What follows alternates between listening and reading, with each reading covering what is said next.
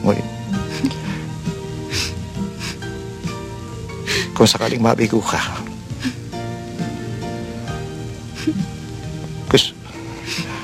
gusto mong bumalik sa akin, daratnan mong laging bukas ang tahanan ko.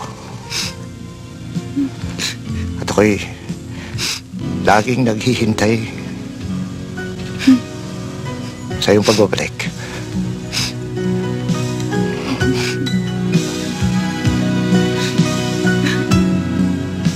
Sige na, Rosa.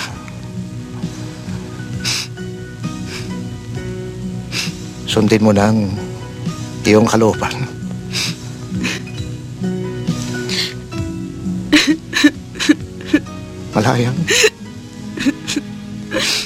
Malaya ka na.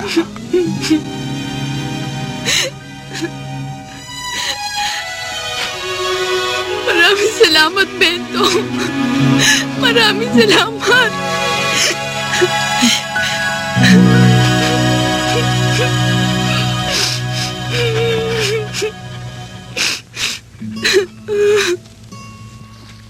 Binigyan na ako ni Bentong ng kalayaan, Obet.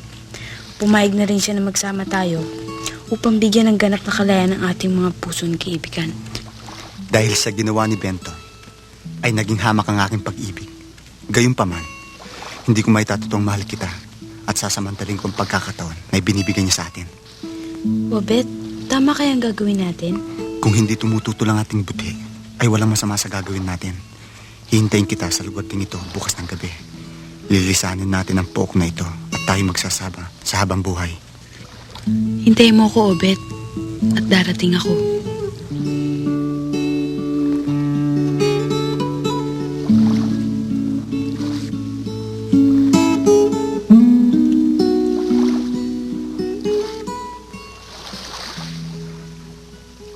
Hihintayin kita, mahal.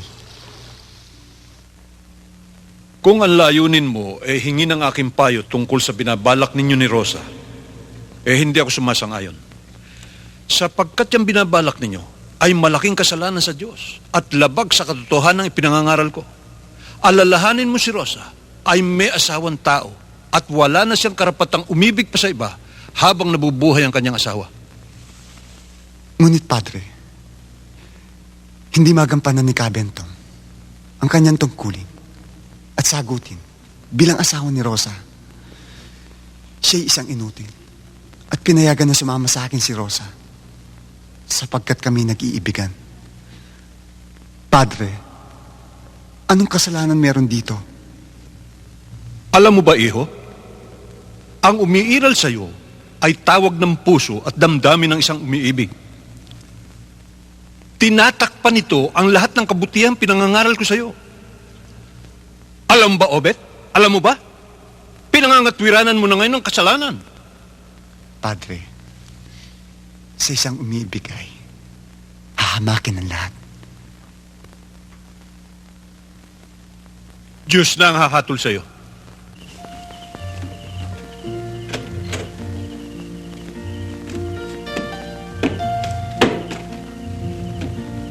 Bentong, alis na ako.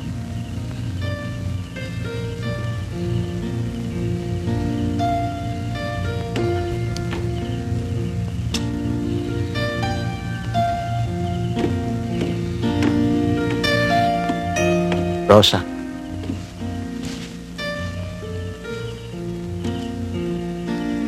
Ulitin ko. Kung sakaling hindi mo matagpuan ang kaligayaang hanap mo, bumalik ka dito. Daratan mo kung naghihintay sa'yo.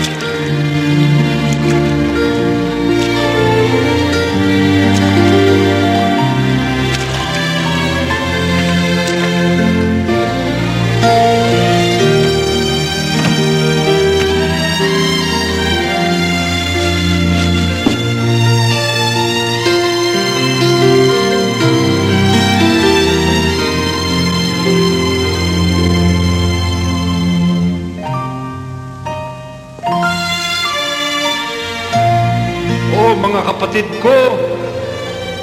Dahil sa ating mga pagkakasala, dahil sa ginagawa natin sa araw-araw ng mga pagsalansang, si Jesus ay nabayubay sa krus, namatay.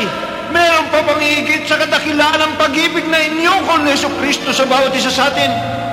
Subalit ano ang ating ginanti? Patuloy tayo sa paggawa ng masama.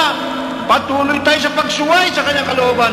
Patuloy tayo sa ginagawa nating mga bisyo, mga pagsalansang,